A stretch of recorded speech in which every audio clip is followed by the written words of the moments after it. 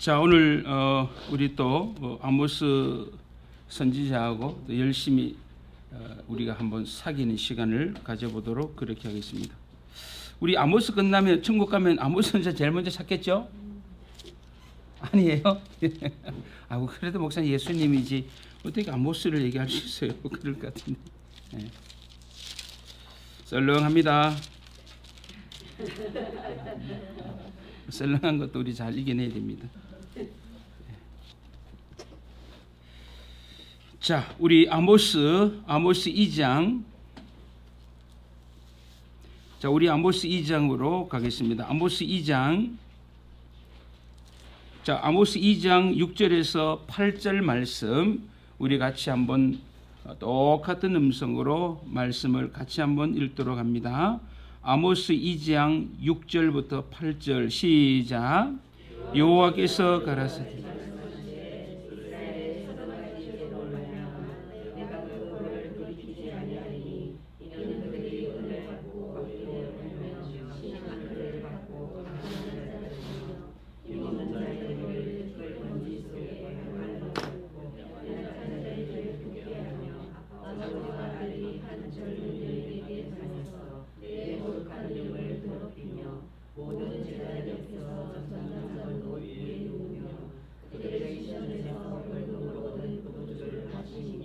아멘. 예. 제가 가진 것은 개혁 성경인데요. 저희 교회는 성경을 안 바꾸고 찬송 안 바꾸고 그냥 다 써요. 첫째 돈이 없어서 제가 보니 성도들 형편을 보니까 많이 가난한 것 같아서 우리 그냥 쓰자. 그리고 성경은 좀 어려우면 좋겠다는 게 제 생각입니다. 너무 쉬우면 우리 그런 게 있잖아요. 너무 쉬운 것은 마치 소설 읽듯이 좀 그런 부분들이 염려스러운 게 사실이에요. 쉬운 거 물론 좋은데 이해하기는 좋은데 쉽게 풀어놓으면 본래 의미를 많이 잃어버릴 수 있다는 생각도 개인적으로 많이 하고 그래서 제가 봤을 때 차라리 시가서는 번역하지 말고 놔두면 더 좋은데 오히려 쉽게 번역하는 것이 더 망가뜨려 놓은 게 많이 있어요. 그래서 그냥 쓰자. 그래서 저희들은 안 쓰는데 여기 오니까 혼자 좀 이상한 느낌이 들어요. 그래서 제가 가진 개혁 성경인데 그래서 여러분 그런 부분들 속에서 좀 유념해서 봤으면 좋겠다 이 생각 들고 우리 성도들은 대수 간주 성경을 쓰지 마세요. 간주 성경을 쓰면 우리 성도 고민을 안 합니다. 모르면 밑으로 내려가거든요.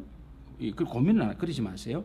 그냥 간주 얻는 거 쓰시고 그 다음부터 공부할 영역이니까 그 다음부터는 좀 공부를 하면서 저는 다루는 것도 참 좋은데 모든 게 너무 쉽게 가는 것은 저는 결사 반대입니다. 목사로서. 그래서 우리가 하나님의 말씀을 대할 때 물론 뭐 경전을 읽는 건 아니지만 그래도 그 하나님의 말씀이 좀 어미로우시다라고 하는 부분 속에서 너무 쉽게 하는 것은 잘못하면 말씀에 대한 가벼움이 있을 수 있겠다는 생각을 개인적으로 하게 되고요. 그런 뭐 좀 어려운 것도 괜찮다. 왜? 그래서 공부하는 거니까요. 그런 부분들을 우리가 생각한다면 간주를 달린 성경은 쓰지 말고 그냥 그대로 있는 텍스트, 오늘 텍스트 그냥 그대로 쓰는 것도 저는 개인적으로 안 좋겠나. 왜냐 요새는 뭐 핸드폰이 좋았어요. 뭐 검색하면 뭐 무지무지 나오는데 그것도 함부로 하지 마시기 바랍니다. 그 해석하는 분이 어떤 분에 따라서 천차만별이 있기 때문에 참고는 하시되 좀 그런 부분들 속에 좀 주의가 필요하다는 생각을 목사로서 하게 되고요. 우리가 영적인 경건성을 말하는 부분도 마찬가지입니다. 하나님 말씀에 대해서는 우리가 그런 좀 부분들을 우리 가지고 했으면 참 좋겠다 이 생각을 하게 되어집니다. 자, 오늘 우리가 그 이스라엘의 그 죄와 그에 따른 심판을 하기 전에 우리가 유다까지 해서 이스라엘의 열방이라 그랬잖아요. 그 이스라엘의 열방의 나라들 7개 열방의 나라들에 대한 죄를 하나님 들춰내셨고 그 죄에 대한 하나님의 심판을 선언했다라고까지 우리가 생각했는데 오늘 이 부분을 좀 마무리를 하고 본문을 시작해서 나가도록 그렇게 하겠습니다. 자, 우리가 지난 시간에 계속 말씀을 나눈 부분들이 있습니다만은 오늘 하나님은 아모스 선지자를 통해 다이렉트로 이스라엘의 죄를 들춰내지 않습니다. 그렇죠? 그 주변의 나라들을 계속 하나님께서 하나하나 그들의 죄를 들춰내면서 결국은 뭐냐면 빨리 깨달으라는 얘기죠. 너희들이 한 방 얻어맞기 전에 빨리 깨달아. 임박한 하나님의 심판 앞에서 너희들이 빨리 깨닫고 빨리 돌아오라는 거죠. 그런 의미 속에서 우리가 하나님께서 그 이스라엘 주변의 열방의 나라에 대한 죄를 먼저 들춰내시고 그들의 심판을 말씀하고 있다라고 하는 것을 우리가 유념을 했으면 좋겠다 생각이 되어집니다. 자, 그러면 먼저 우리가 이 부분을 우리가 2장 5절까지 말씀 우리가 정리를 하면서 이렇게 정리를 한번 했으면 좋겠습니다. 자, 야훼 하나님께서 아모스를 통하여 이스라엘 백성들에게 하나님의 말씀을 전하고 있는데 하나님의 말씀을 전하는 그 방편에 있어서 우리 한번 생각해 보자 이것입니다. 제가 한번 쓴 걸 그대로 읽어볼 테니까요. 딱딱합니다. 주로 이렇게 그냥 공부를 못하지만 히브리 문을 갖다 놓고 쭉쭉 그냥 보거든요. 요새 좋은 거 많이 있으니까요. 한번 저 그대로 읽어볼 테니까 한번 잘 유념해 보시기 바랍니다. 너희는 회개하기를 지체하고 있다. 그러나 내 심판의 폭풍이 너희에게 곧 임할 것이다. 이 심판의 폭풍이 이미 사면에서 너희를 위협하고 있다. 너희는 심판이 점점 더 가까이 오는 것을 보고 있느냐?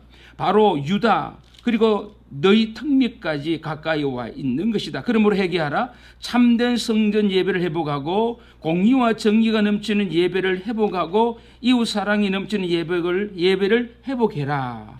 이렇게 제가 써놨는데요.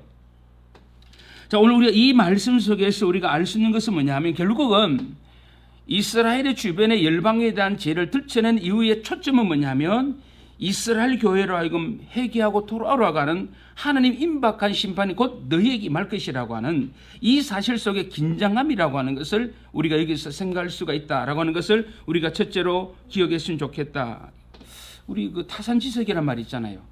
우리 사자성어성이 그런 말이 쓰는데 우리가 지혜로운 자의 특징이 뭐냐면 내가 직접 경험하지 않아도 내 주변에 되어지는 상황들을 보면서 우리가 빨리 깨닫잖아요.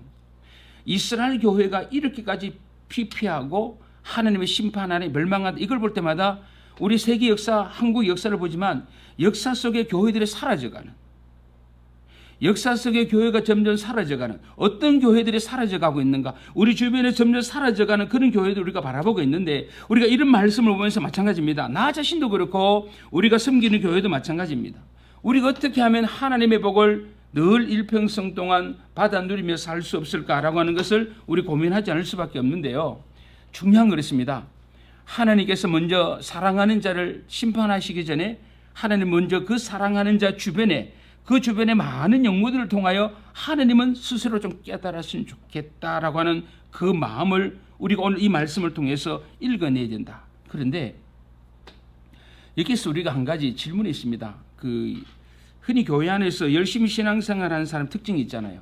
그게 뭐냐면 하나님, 내가 예수님 열심히 믿고 봉사도 잘하고 참 아름답게 사는데 왜 나에게만 어려움이 있습니까? 라고 하는 질문할 때가 있습니다.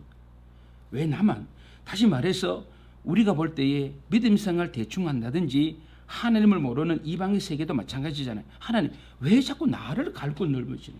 왜 믿음 생활 바로 하지 않는데 저 세상에 많은 사람들이 있는데 왜 나만 유독히 하나님 왜 자꾸 시비 거느냐 이거죠. 왜 나에게만 너는 이렇게 살아라, 너는 저렇게 살아야 된다, 너 이렇게 하면 안 된다, 너 왜 그래? 하나님 왜 이렇게 나에게 대하여 성가시기까지 이렇게까지 나에게 말씀하시느냐라고 하는 부분 속에서 나름대로 한 번쯤은 우리 고민을 다 해본다는 것입니다. 오늘 이 말씀 보면서도 마찬가지입니다. 이스라엘 불평이 뭐예요? 오늘 이스라엘 백성들이 불평하는 게 뭐냐면 한 가지입니다. 왜 세상에 많은 나라 있는데 왜 우리 이게 나오는 거죠? 왜 유독히 많은 사람들이 있는데 왜 하나님께서는 당신의 백성들을 왜 그렇게 요구하는 것이 많고 왜 우리가 주문이 그렇게 많이 있느냐라고 하는, 왜 나만 그렇게까지 살아가야 되느냐, 이 부분들에 대한 고민들이 우리 있는 게 사실이다라고 하는 것이죠. 그래서 우리서 그런 게 있잖아요. 하나님 나 좀 내버려두라는 거죠.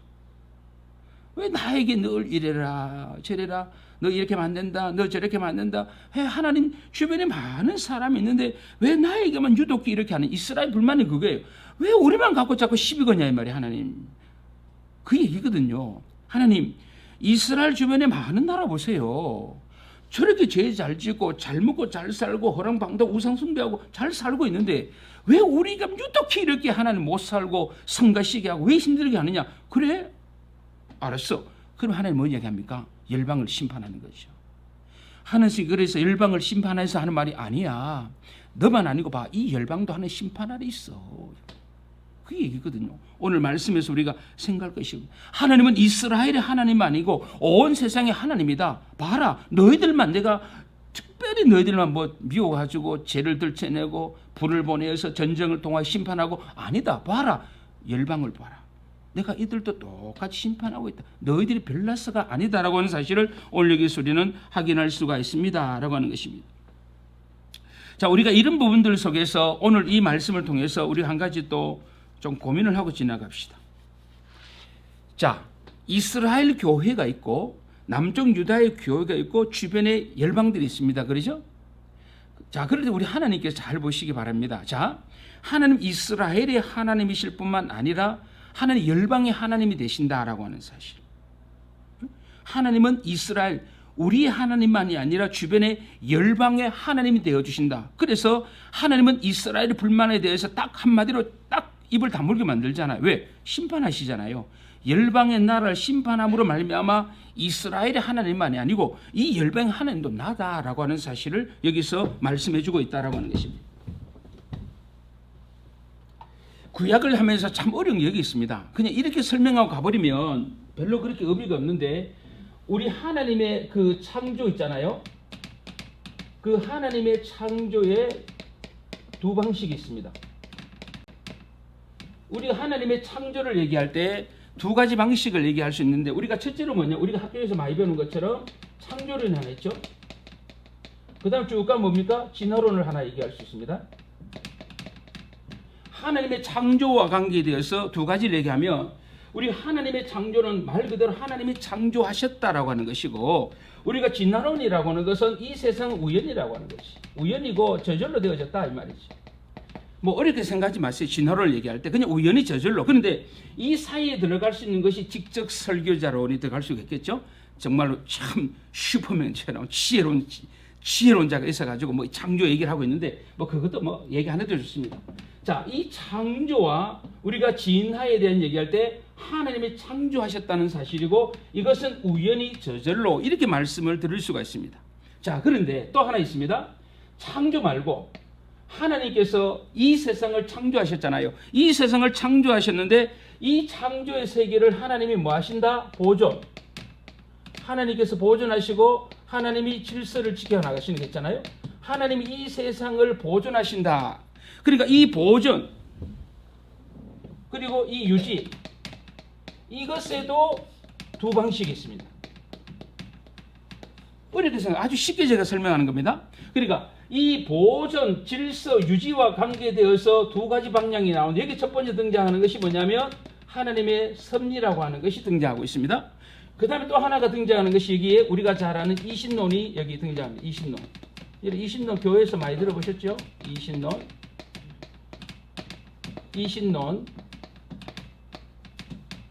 자, 이신론을 얘기하는데 자, 우리 하나님의 그 창조의 세계를 하나님이 어떻게 보존하시고 유지하시느냐 말할 때 하나님이 섭리하신다는 것이 하나 있고 이신론이 등장을 하고 있습니다. 그렇죠? 자, 그러면 여기서도 마찬가지입니다. 우리 하나님의 섭리라고 하는 것이 무슨 뜻이냐? 하나님이 창조하신 세계를 지금도 보존하시고 유지하고 섭리하신다 이렇게 말씀하고 있는데 자, 우리가 성경을 한번 찾아가 보도록 합니다. 자, 디모데전서 5장으로 한번 가보겠습니다. 자, 성경 디모데전서 5장으로 가겠습니다. 5장.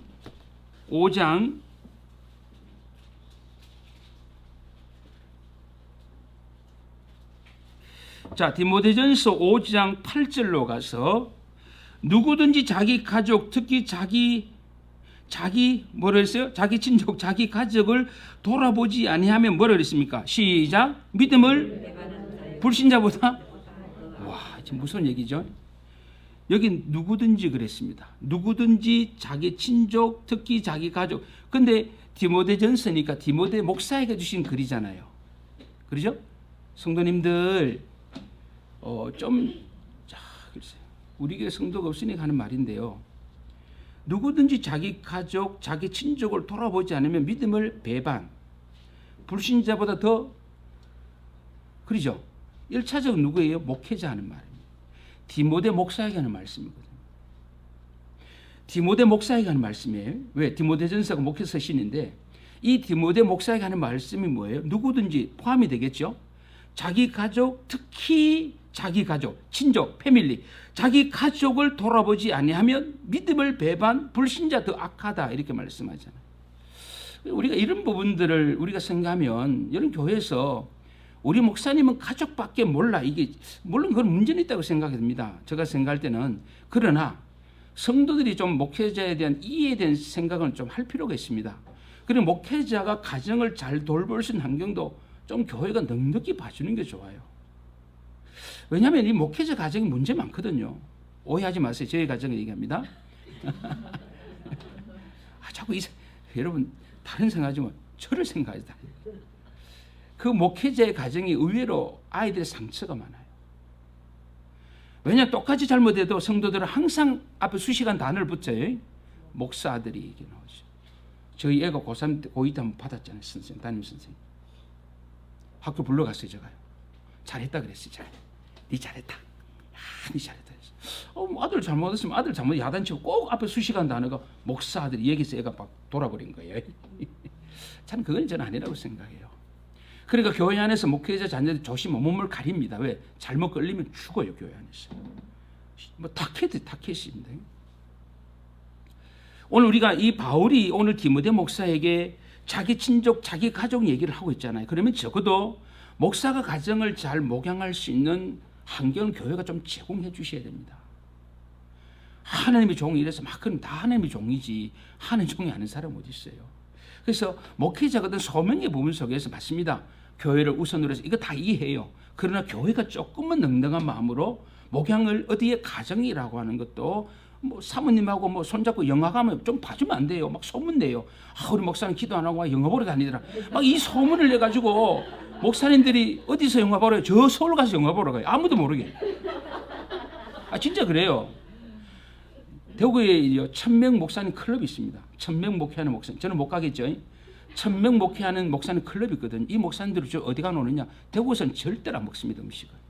이해는 돼요. 왜? 다 가면 아이고 목사님 뭘 목욕탕 갔는데 목사님 막 이러고 남차잖아요. 차에서 내려 싸우다 보니까 교회 성도고요. 이렇게 난처하잖아요. 이해는 돼요. 근데 좀 우리가 성숙했으면 좋겠어요. 그 목사님도 뭐 좀 아이들하고 영화 보러 가면 좀 어때요? 그거 막 소문내고 우리 목사님 기도도 안 하고 새벽 기도 안 하는데 막 영화 안에 있더라고 그러고 막 이걸 막 부풀려 가지고 그러지 마세요. 자, 그런데 여기 보세요. 자기 가족을 뭐라 했어요? 뭐요? 돌아보지 아니하며. 여기 돌아보다라고 말씀이 돌아보다 오늘 이렇게 말씀을 갖고 있잖아요. 돌아보다. 자, 로마서 12장 17절을 한 절만 더 보겠습니다. 로마서 12장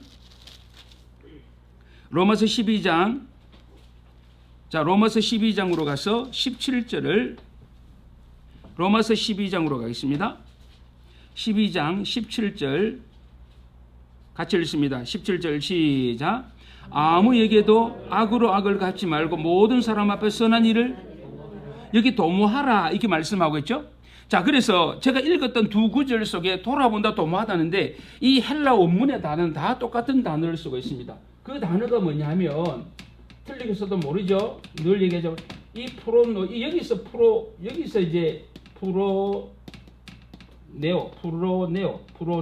이 프로노에오라고 하는 단어를 여기서 참 왜 이러죠? 목숨 걸 필요는 없는데요. 프로노에오 옳죠? 이렇게 되겠네요.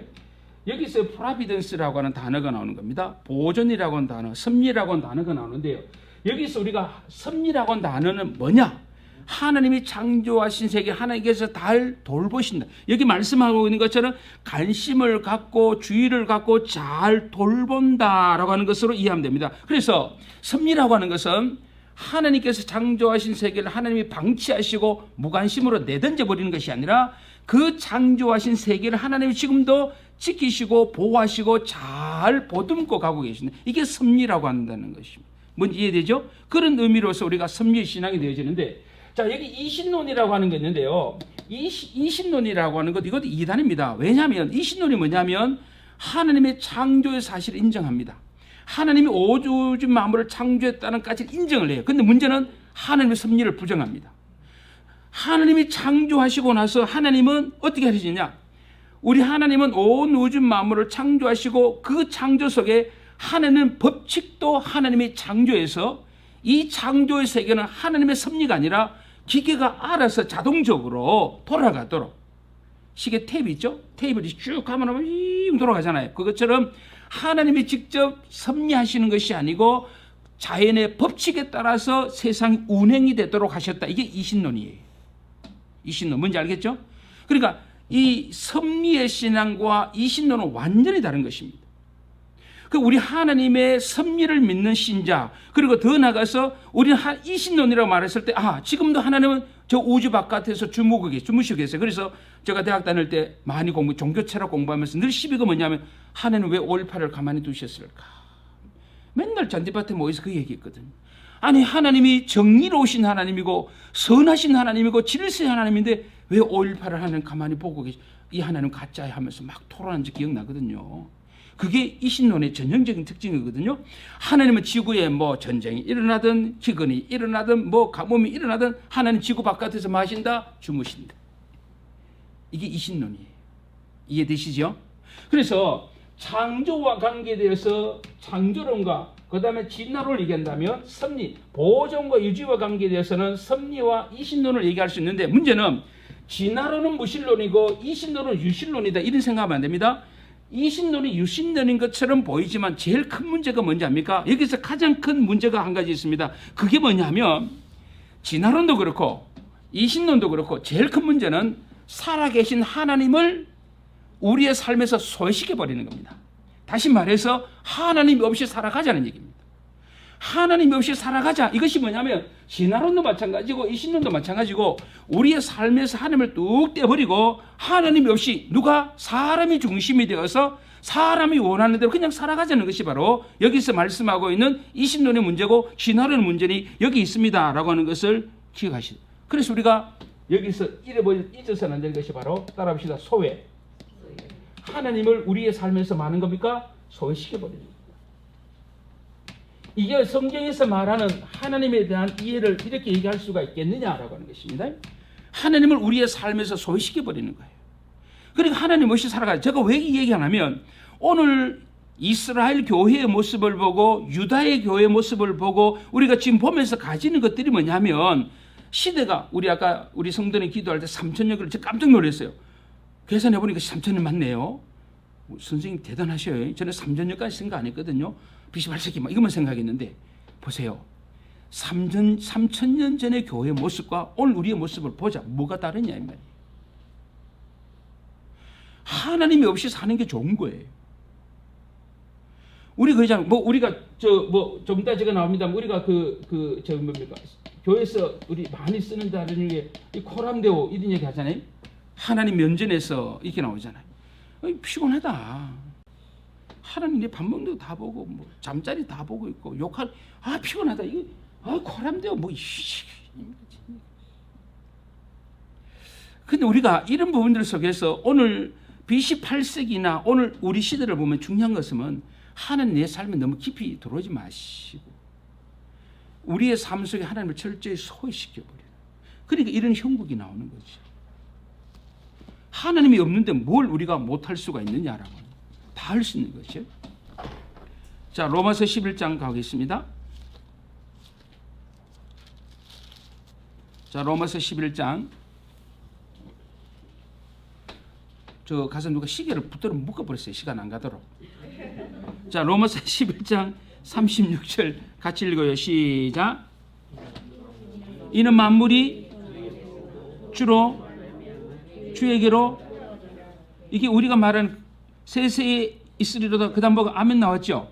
아멘이 나오는데 자 보십시오. 만물이 주에게로서 나온다 이렇게 말씀합니다. 나온다. 그 다음 뭐예요? 그 다음 돌아간다. 아니 말미암고 그 다음 뭐예요? 돌아간다 이렇게 말씀하고 있잖아요. 근데 여기 우리가 보면 이 로마서 11장 36절이 칼빈주의에 가장 최적화되어진 요절입니다.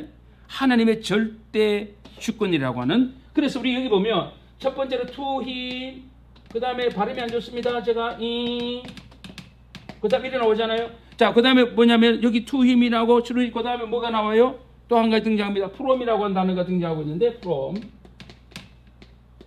주로 말미암고 주에게서 나오고 주로 말미암고 주로 말미암고 왜 이러냐? 주님으로 나오고 주님으로 말미암고 주에게로 돌아갑니다. 이렇게 되어지는 거거든요.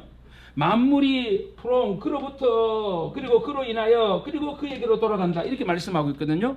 자, 우리가 여기서 알 수 있는 것은 뭐냐면 여기서 우리가 바로 창조주 하나님 우리가 이것을 생각할 수가 있고 그 다음에 하나님은 우리를 보존하신다. 보존자 이게 나오고 돌아간다. 하나님은 소유자가 되신다. 이렇게 생각할 수가 있는데요. 온 우주 만물은 하나님으로부터 나왔다. 창조주 하나님이시다.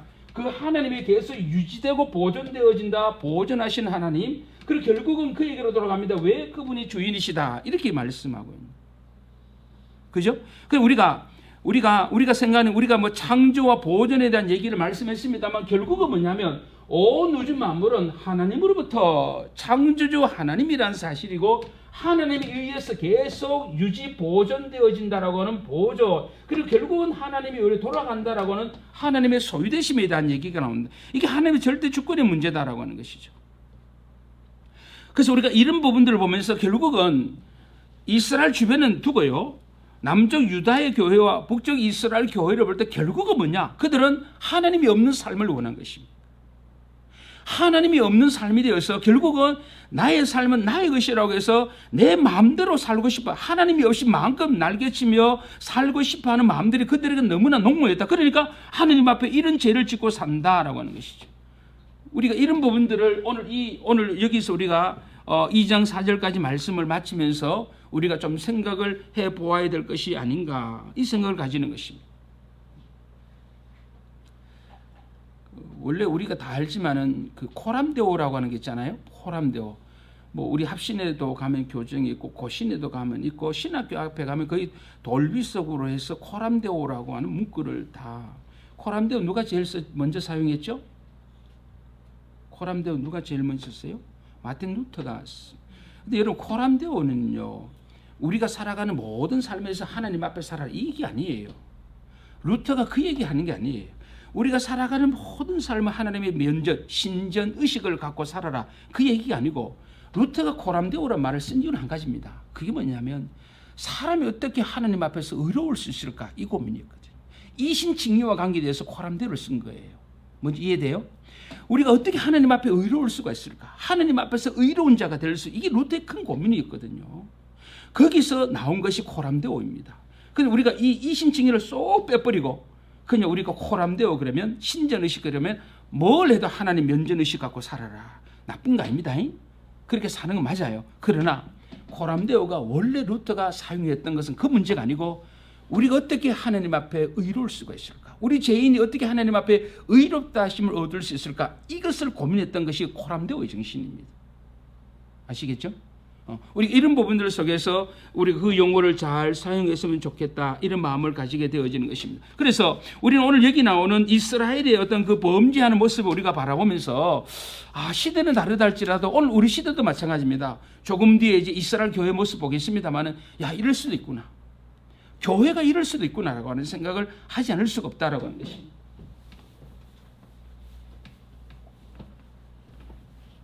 목사님 성경 얘기 별로 안 하고 자꾸 곁길로 세요 그러는데 일부러 셉니다. 왜냐하면 자꾸 적용을 제가 자꾸 보는 눈을 길러주는 거예요. 이것을 끝나버리지 말고 우리 이런 거 볼 때 우리가 어떤 성경을 볼 수 있는 눈을 좀 가졌으면 좋겠다라고 하는 것이죠. 그래서 제가 말씀을 드리니까 오해하지 마이소. 저도 읽어버리고 나가면 되는데 그거 아니고요. 자, 그러면 오늘 우리가 있잖아 이스라엘의 죄. 이것은 이스라엘 교회의 민낯이 다 드러나는 겁니다.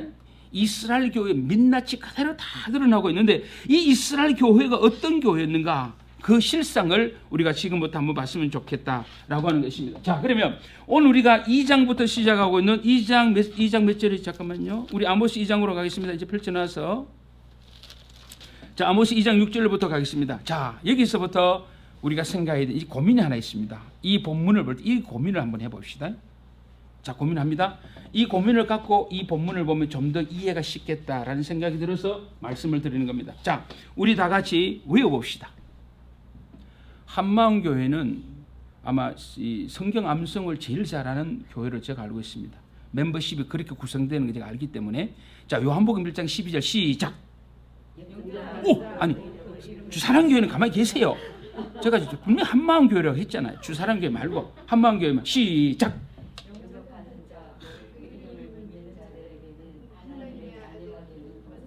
하나님의 뭐가 돼요? 자녀? 아이? 아이 자녀? 자, 그래요. 한번 거기 보면 자 보세요. 영접하는 자 그랬죠. 영접하는 자. 자, 영접하는 자. 그다음 뭐 영접하는 자. 그다음 뭐가 나와요? 곧이 있어요, 없어요? 그 있어요? 그 성경이 희한하네. 이게 어떻게 있지? 그다음 뭐가 나와요? 그 이름을 또요? 믿는 자들이 뭐가 돼요? 하나님의 자녀가 되는 게 보통 아닙니다. 권세를 줬다 그래. 특권을 줬잖아요. 그런데 보세요. 우리 하나님의 자녀가 되는데 잘 봐요. 오늘 제가 이 얘기하는 겁니다. 영접하는 자, 곧 그 이름을 믿는 자에게 하나님의 자녀가 되는 권세를 줬다 그랬어요. 자, 지금 이스라엘 교회 문제가 여기 있습니다. 여기에 심각한 문제가 있습니다. 지금 이스라엘 교회의 문제가 여기 있으면 믿음이 있습니다. 지금 이게 무슨 똥단지 같은 얘기입니까? 그러죠? 똥단지인지 아닌지를 봅시다. 자, 여기 보면 영접하는 자 이렇게 말씀하고 있는데요. 이 영접하는 자가 헬라어로 보면 이게 이렇게 되어 있습니다. 우리 한번 따라 읽어보겠습니다. 람바노. 이 람보 리시브 하는 거거든요. 이게 뭐냐면 자 보세요. 영접한다. 이 람바노 이거는 뭐냐? 헬라어는 부정각어로 있어요. 부정각어로 되어 있습니다. 부정각어. 제2 부정각어 시제로 되어 있습니다. 자, 영접하는 자는 과거 시제입니다. 기억하셔야 돼요. 영접하는 자는 과거 시제입니다. 그런데 요한은 영접하는 자 그 이름을 뭐예요? 믿는 자 이렇게 말씀하고 있잖아요. 자, 여기서 믿는 자라고 이렇게 쓰고 있는데 이걸 믿는다라고 하는데 이 피스투오라고 하는 단어를 쓰거든요. 이 믿는다. 근데 이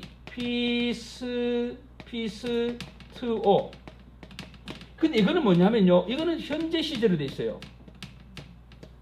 자, 이게 이제 문제라고 하는 거예요. 우리 신앙이 하나님의 자녀가 되는 권세를 줬는데 성경은 뭐라고? 요한은 뭐냐면 영접하는 자 또 설명합니다. 뭐예요? 믿는 자 또 설명합니다.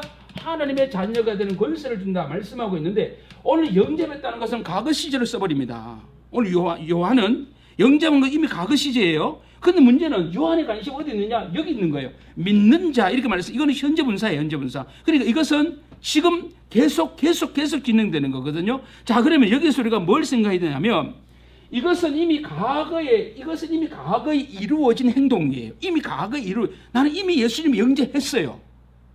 나는 이미 예수님을 영접해버렸다니까요. 어미 뭐 또 시비 걸고 따지냐. 나는 그 예수님을 영접해버렸습니다. 요걸 끝내면 참 좋은데 성경은 영접하는 자를 다 끝내면 너무 좋은데 성경은 영접하는 자 이미 과거에 행해진 행동이에요. 그런데요 성경 우리 마음을 잘 알거든. 야, 뭔 소리 하고 있어? 네가 과거에 예수님 영접했어? 끝이 아닌데 뭐예요? 지금 뭐 하고 있다? 믿는다. 이렇게 올리기서 말씀하고 있거든요. 너는 지금 계속하여 너는 믿음의 행동을 믿음의 삶을 살아가고 있느냐라고 하는 문제. 우리가 구원의 하나님의 자녀가 된다는 것을 우리는 너무 여기에만 치중하고 있어요. 여기에만 치중하다 보니까 이게 사라져 버린 거예요. 그러니까 뭐예요? 예수 믿는 사람이 삶이 엉망이 돼 버리는 거예요. 한 번 구원은 영원한 구원이라고 어디 가서 많이 들었는데 한 번 구원은 영원한 구원 들어오니까 하나님 택한 백성은 죽기 5분 전에 불러내신 이걸 너무 확신해서 막 살아도 구원 얻는다고 하는 생각이 우리 속에 있는 거예요. 그리고 오늘 요한은 뭔 이야기하냐? 야, 무슨 소리냐? 네가 과거에 예수님을 너의 구주로 영접했어? 그래 좋아, 감사한 일이야. 근데 이것은 중요한 것은 뭐냐면 우리가 이미 과거에 예수님을 내가 영접했어? 그래? 내가 하나 더 물을게. 너 지금 뭐 하고 있니? 너 지금 뭐 하고 있느냐? 그래서 요한의 관심은 이 믿음을 얘기할 때 요한이 말하는 믿음이라고 하는 항상 뭐냐면 계속성입니다. 계속성, 유지해.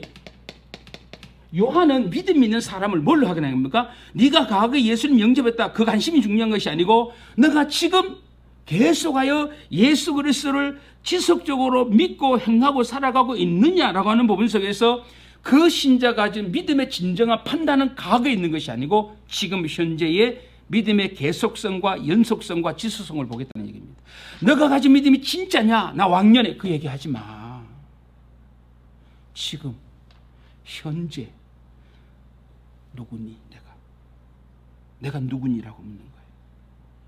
그래서 오늘 요한이 여기서 말씀하는 것은 우리가 하나님의 자녀가 되었습니다. 영접함으로 끝이라고 생각하지 마라. 그 다음에 계속해서 우리는 믿음의 삶을 살아가야 된다. 그래서 제가 이거 고민을 하다가요, 뭔 생각을 했냐면, 보세요. 영접이라고 하는 것은 이거는 혼인식입니다. 혼인식. 요거는 뭐냐면 혼인 뭐가 될까요? 혼인 생활. 자, 혼인식을 기가 막히게 잘했어요. 세상에 하나밖에 없는 남자와 아내를 얻어서 너무너무 행복해요. 그런데 결혼식 딱 끝나고 한 주간도 안 지나서 혼인 생활이 엉망이에요. 당신이 나를 아내로 남편을 영접했지? 그래 했지. 근데 그 다음부터 뭐예요? 집에도 안 들어와, 돈도 안 갖다 줘. 결혼 생활이 엉망이에요. 그래 묻습니다. 아이고, 내가 우리 신랑 만나서 언제 결혼했고 언제 내가 만났고 언제 행복해요 안 해요? 몰라요? 우리 교회가요, 목사님들이 여기 목숨 거예요. 걸지 말라는 게 아니에요. 우리가 혼인식이 있어, 혼인생활이 있으니까요. 근데 우리는 미안하지만 제가 생각 우리 한국교회는 여기 목숨 걸어요. 네 공부받았나? 네 공부받았나? 이번에 장로고시 면접 볼 때도 제가 그 질문한 게, 지속적으로 질문한 게 뭐냐면, 지금 적어도 천국 갈 수 있습니까? 그러니까 아멘 그러더라고요. 보통 우리 그러면 넘어가거든요. 보통. 아이고 막 절대로 제가 안 넘어가죠. 그래요? 하나 더 물어볼게요. 그래, 지사님 천국 갔는데 주님이 지사님 너 왜 왔노? 물으라며 뭐라고 대답하려고 그러니까 대답 안 해요. 집에 가서 한대요. 우리는 있잖아요. 보세요.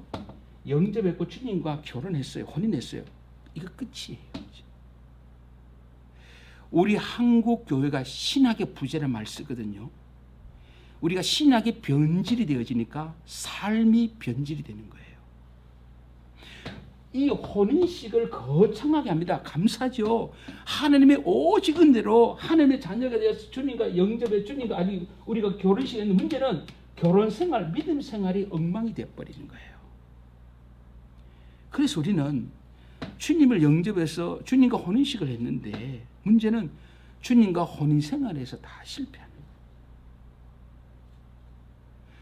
우리는 주님의 신부로, 거룩한 신부로서의 거룩성을 상실해버리고, 우리는 신부로서의 우리의 모습을 얼마나 아름답게 빚어가 이 관심이 없어져 버린. 그래서 제가 오늘 이 말씀 시작하면서 오늘 요한이 시비 걸고 있는 문제 속에서 너가 예수님을 영접해서 감사 고마워. 그런데 문제는 너는 계속하여 그분과 믿는 자의 삶을 살아가고 있는가? 다시 말해서 예수님과 혼인 생활을 잘하고 있느냐? 우리 한번 보자. 이스라엘 교회는 여기서 실패하는 겁니다. 영접원에서 교회는 되었고 하나님의 자녀가 됐는데 뭐가 없어져 버렸어요? 그분과의 생활이 사라져 버린 거예요. 혼인 생활이 엉망이 되어 버리는 혼인 생활. 목사님, 저 강의중에 죄송한데요.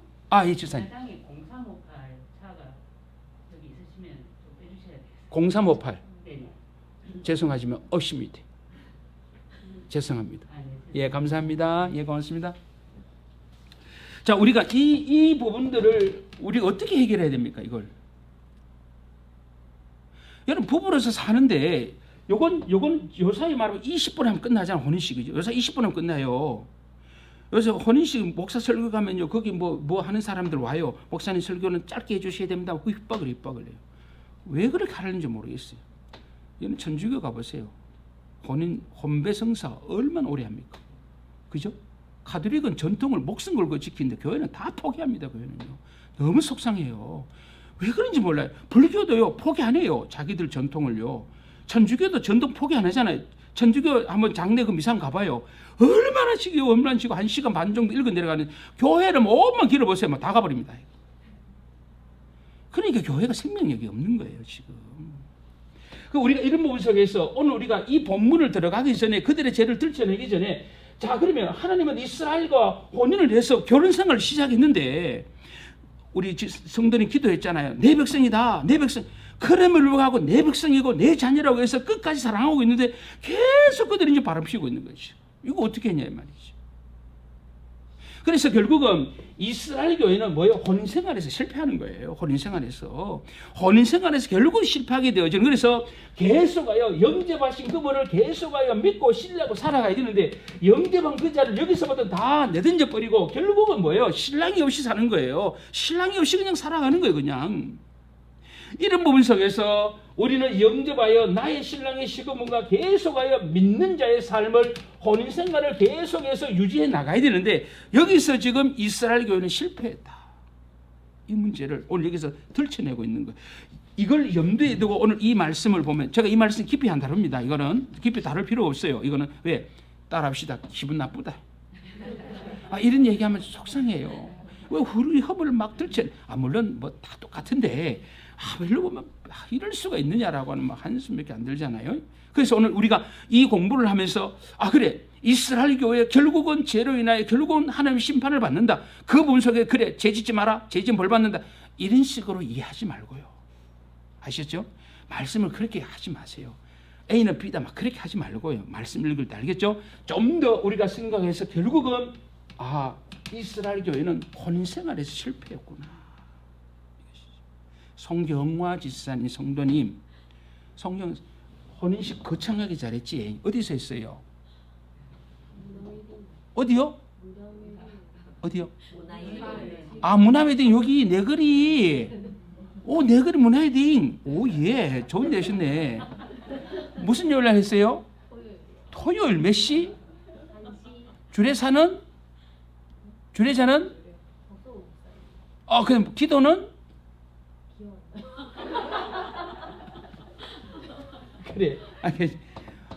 그래 우리 손경화 성도님 권모모 있잖아요. 안동건 씨 고집 진짜 셉니다. 제가 알거든. 저도 안동이니까 진짜 고집 셉니다. 안동건 씨는 매밖에 없어요. 약이요. 매만 들면 이겨요. 우리 손경 성도님 혼인식 할 때 생각해봐도 지금 어때요? 가슴이 설레이잖아요. 그냥 바라보기만 해도 좋고 순소리만 들어도 너무 좋아요. 지금도 신랑 심소리가 좋다 싫다? 옳지. 근데 그게 이상이 아니, 그게 정상이에요. 신랑 잠자는 모습 보면 정이 뚝 떨어지. 그다가 침을 한번 쓱 흘리면 더 연애할 때는 막 닦아주기도 해도 좋고 다 좋은데 이제 한 몇 년 사니까 이제 그게 싫더라 이게 나오잖아요. 그게 정상이에요. 틀린 거 아니에요. 그런데 거기서 머물러 있으면 안 돼. 우리 신자들은 하나님 우리 신랑 이 침도 달콤한 꿀 같은 맛이 되게 해달라고 기도해야 돼. 그게 우리 신자예요. 세상 사람도 거기까지 가요. 이놈 왼수 그냥 내가 괜히 만나가지고 내가 장래를 보는 눈이 없어가지고 막 얘기하면서 그러지 말고 그래도 혼인식이라고 하는 정말 아름다운 시간. 그래서 그 혼인식이 좀 지나면서부터 뭔가 이제 약점은 자꾸 보이면서 그 설레임도 점점 사라져가고 그리움도 점점 사라져가고 이제 시선 누구에게 간다? 자식에게 올인다 하는 거죠. 왜? 자식이 이뻐서가 아니고 신랑이 미우니까 자식에게 계속 올인하는 거예요. 올인하는 거. 근데 그렇게 가는 것은 세상 사람들 거기까지는 가요.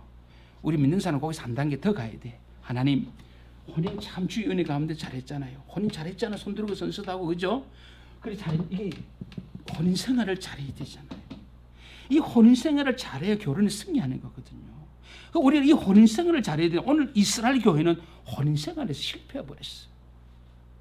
북쪽 이스라엘 교회도 문화웨딩에서 하나님과 거창하게 결혼식까지 하고 막 기도하는 사람 세고 다 했는데 혼인 생활에서 실패해 버린 거예요. 그들 돌아와야 되는데 침 흘린다고 가버린 거야. 다른 쪽으로 침 닦아주면서 와서 또 있어야 되는데 가버렸단 말입니다. 우리 이런 부분 속에서 어떻게 혼인 생활을 다시 회복할 것인가 라고 하는 문제를 어디서 2장 6절부터 우리가 찾아내야 된다라고 하는 것이죠. 자, 한번 보겠습니다. 2장 6절. 자, 2장 6절. 이것은 누구 얘기다? 교회 얘기입니다. 교회 성도들 얘기예요. 한번 같이 읽어봅니다. 시작. 여호와께서 가라사대 이스라엘의 서너 가지 죄로 인하여 내가 그 벌을 돌이키지 아니하리니 이는 너희가 뭐예요? 은혜를 받고 뭘 팔아요?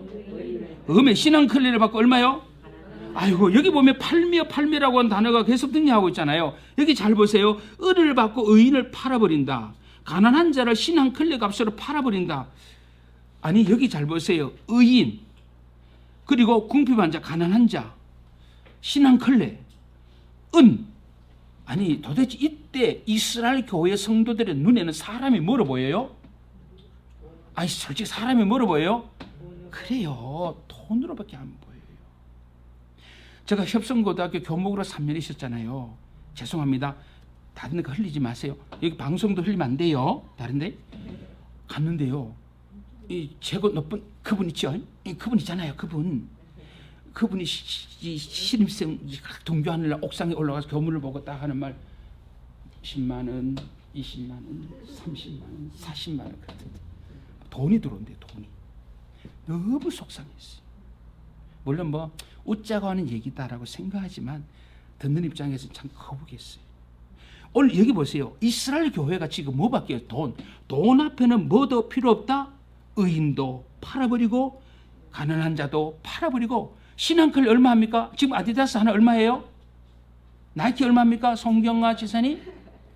제일 젊으시는 거 제일 잘할 것 같은데 10만 원 넘죠? 10만 원 넘어요. 요새 신발 보십시오. 얼마나 멋있어요. 근데 여기 보세요. 사람의 존재 가치가 어떻게 있으면 그냥 은을 받고 의인을 팔아버리고 가난한 자를 위하여 여기 신이라고 하는 그 히브리어 단어 샌달입니다. 샌달. 나이키 이게 아니고 샌달이. 그 샌달 한 컬레 값으로 팔아버린다 이렇게 말씀하고 있잖아요. 도대체 사람이 뭐냐? 그러니까 오늘 우리가 이 시대를 우리가 생각하면 황금 만능, 물질 만능주의. 그러니까 주님 말씀하는 것처럼 이 만몬주의, 만몬. 이 돈, 하나님 돈, 하나님과 필적할 만할 수 있는 대상 돈밖에 없어요. 근데 오늘 이스라엘 교회는 어떤 교회라고요? 교회 신자라고 하면서도 신자들 속에는 뭐밖에 안 보인다? 돈밖에 안 보이는. 하나님은 안중이 없어요. 하나님의 말씀은 조금 뒤에 제가 성경 구절 찾아볼게요. 하나님의 말씀은 안중이 없는 것이고 모든 것이 돈으로 보이는 거예요. 목사가 목회할 때 이러면 될까요? 성도들을 볼 때마다 한 번 떠나면 아이고 오늘 11조 또 30만 원 또 줄였네. 그러면 되겠어요. 여러분 목사가 목회할 때 영혼에 관심이 없고 저희 교회도요. 재정부장님이 항상 주일 때 헌금 봉투를 저 강대상 앞에 갖다 놔요. 꼭 갖다 놔요. 제가 보잖아요. 이렇게. 잘 안 봐요. 언제만 보느냐? 토요일 새벽만 봐요.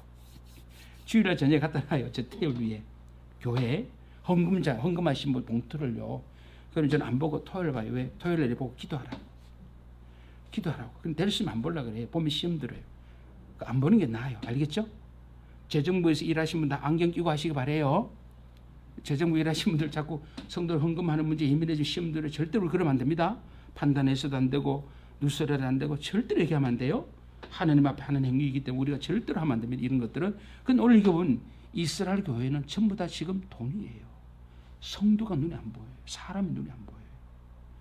그리고 이 시대에도 돈의 가치, 돈이라고 하는 이 만몬이라고 하는 것이 교회 안에서 이렇게 엄청난 파괴력을 갖고 있다는 사실을 여기서 확인할 수 있다 이것입니다. 자, 5분 쉬겠습니다.